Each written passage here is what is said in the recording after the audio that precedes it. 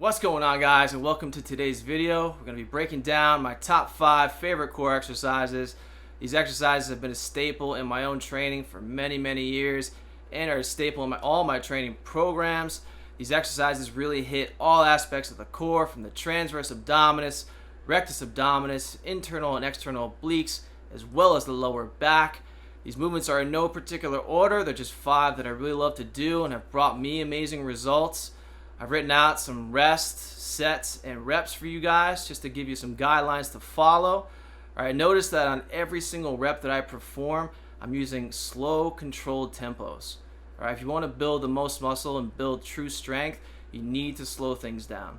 So really focus on having perfect technique on every single rep that you do to get the best results. Let's get into the first exercise.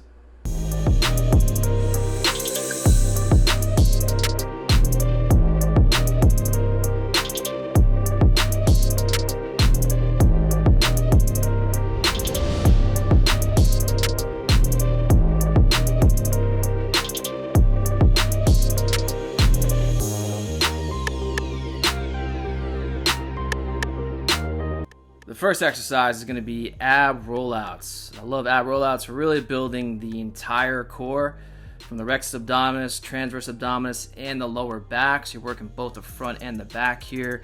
You're going to start from the kneeling position. Keep your arms totally locked out straight.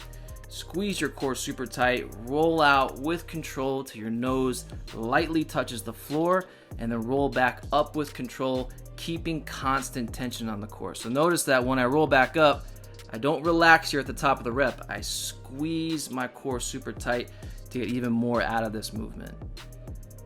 If you need to modify this movement, and this is too difficult to roll all the way out, just roll out as far as you feel comfortable and then roll back in, making sure that you're keeping your core tight and you're not letting your back arch.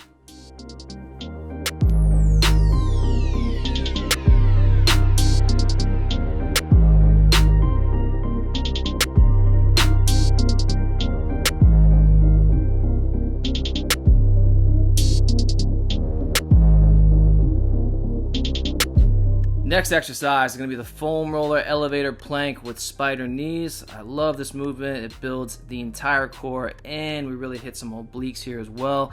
So you're going to start from the high plank position. You're going to roll out to the forearms with control.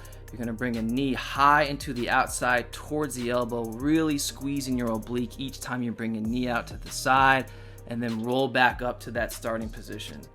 This movement is very difficult. Most people struggle with this one on popping back up to the starting position. There's a heavy tricep focus on this, so if you feel like you can't get back up and you're really struggling, still roll out, pause, hit your spider knee, put your knees on the ground, and then roll back up to your starting position.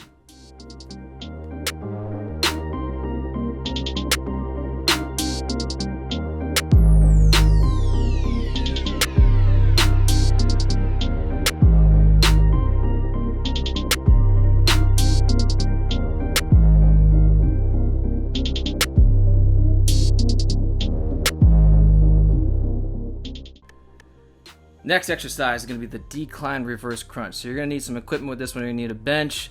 So here's your setup. You're going to grab the top of the bench, or if there's a handle, grab the handle. Notice that my legs are at a 90-degree angle, and the reason why is because I want to take the hip flexors out of this movement as much as possible to keep the focus on those lower abs. So this is one of my favorite movements for building the lower abs. You want to keep constant tension on the core, just like the first 2 exercises. All right, there's never a time where you're relaxing. Constant tension. You're grabbing strongly on the bench, lifting and squeezing the core when you lift your butt up and off the bench. So really squeeze and keep constant tension on every rep. Nice controlled tempo the entire time.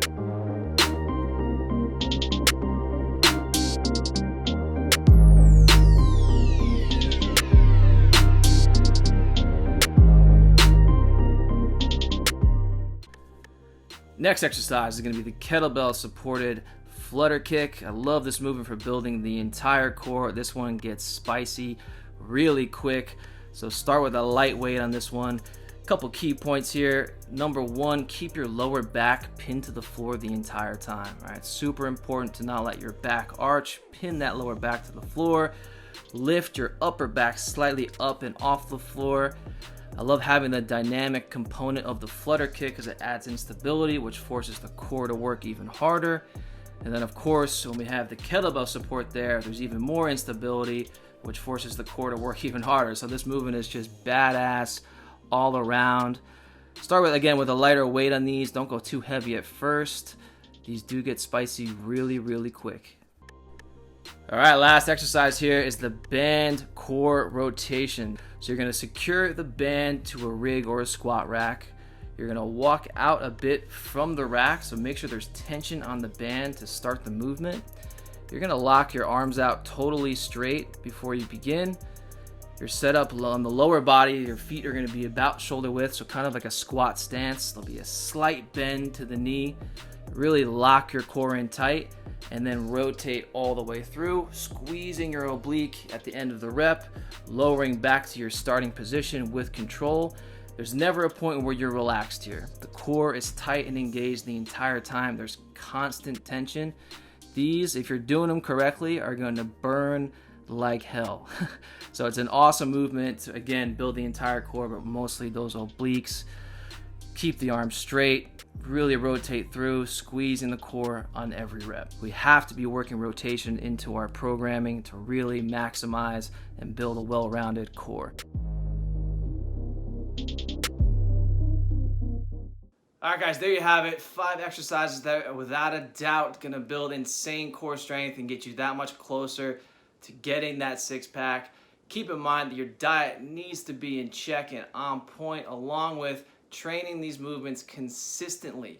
All right, you can't just do these a couple times a week for a couple weeks and expect amazing results. Long-lasting, true results take time. All right, so make sure you're consistently training these movements at least 3 to 4 times a week to get the best results.